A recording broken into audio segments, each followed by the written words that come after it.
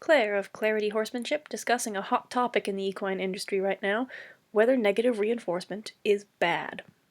Yes, negative reinforcement is bad, if it is used incorrectly or defined incorrectly, but negative reinforcement is actually one of the most useful tools in a horse trainer's toolbox, so let's not throw it away before we talk about it.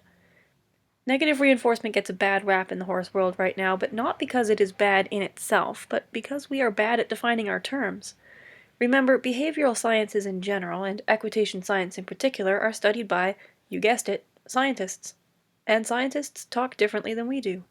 They like words and definitions, and sometimes they define words differently than we would. I'm going to show you what behaviorists mean by negative reinforcement, followed by some video examples of what it looks like.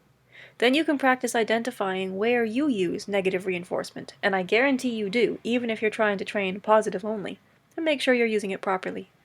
Horses trained with correctly used negative reinforcement show attachment signals to their handlers just like horses trained with positive reinforcement. Reinforcement is the easier word, so we'll look at it first. There are 5 definitions in my dictionary. I picked 2 for you to choose from. Is reinforcement a device that provides additional strength? Well, certainly if we were talking about a girder or a pillar in construction, but we're talking about training horses. So it must be an act performed to strengthen behavior. When a behavior is reinforced, it becomes more likely to occur again in the future. You can reinforce a behavior by accident, who has accidentally trained their horse to nibble for carrots, or on purpose, but whatever makes a behavior more likely to be repeated is a reinforcer. Now for negative. There are 9 definitions of this word as an adjective and even more as a noun. It's being used as an adjective here, describing what kind of reinforcement we're talking about. I picked 2 definitions for you again. Now, do you really think that something bad, harmful, or unpleasant is going to make a behavior more likely to occur again? Usually we try to avoid unpleasant things. No, in defining negative reinforcement, scientists are using the mathematics definition of negative. It means to subtract. We are actually subtracting or taking away something when the horse behaves how we asked, and by taking it away, we make the behavior more likely to happen again. Here's a very simple behavior trained with negative reinforcement. My right hand taps Ben's withers until his head drops. I then subtract, remove, negative, the tapping. You'll notice I also add something. I add scratches on his withers when he does it. That is positive or addition reinforcement. There's the maths definition again. He learns this very quickly, as I am taking 2 kinds of reinforcement, both of which make the behavior more likely to occur the next time I tap him.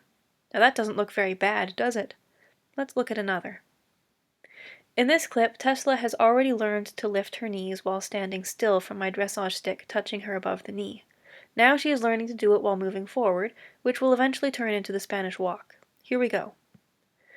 Notice here how she has learned to essentially negatively reinforce herself. Watch how she pushes the stick off her own knee by reaching higher. Again, I'm using combined reinforcement, this time with my treat pouch.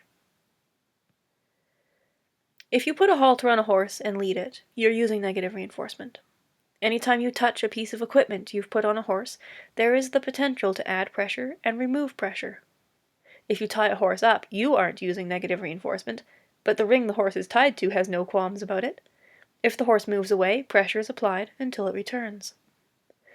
It's not just removal of physical pressure that counts as negative reinforcement, though. You probably didn't think of psychological pressure. Using intention or energy is very popular in positive-only circles right now, and many will use a stick or a flag nowhere near the horse, even at liberty, but each of these still counts as negative reinforcement because the intention, energy, or flag is lowered or removed when the correct behavior is performed. So if negative reinforcement isn't bad, and seeing as it is pretty much impossible to escape using it anyway and still even touch your horse, why don't we learn how to use it properly? Here are 4 simple tips to make sure you're using negative reinforcement correctly. First, your timing is important. A cue that was intended to reinforce a behavior can become a punisher if it is removed too late, and it can reinforce the wrong behavior if it is removed too early. My previous video, How to Get a Horse to Do What You Want, is an excellent resource for developing your timing. Second, always start with the lowest level of motivator. You saw in my example videos how light and almost invisible the cues were becoming in very early stages of training. Start with what you want your ideal cue to be in the end. Third, increase motivation to achieve a response smoothly. Don't jump from the lowest level straight to full throttle. This actually turns into a punisher for not reacting quickly enough, and can make a very reactive horse instead of a responsive one. Finally, like you saw in my examples, use combined reinforcement. Once the cue is at obedience level, you can add a reinforcer as well to increase speed of learning. Introducing the positive reinforcer before obedience level can slow learning at first, but it won't cause harm either. Did you realize from this video that you are using negative reinforcement? Tell me in the comments how you are using this indispensable tool in your training toolkit.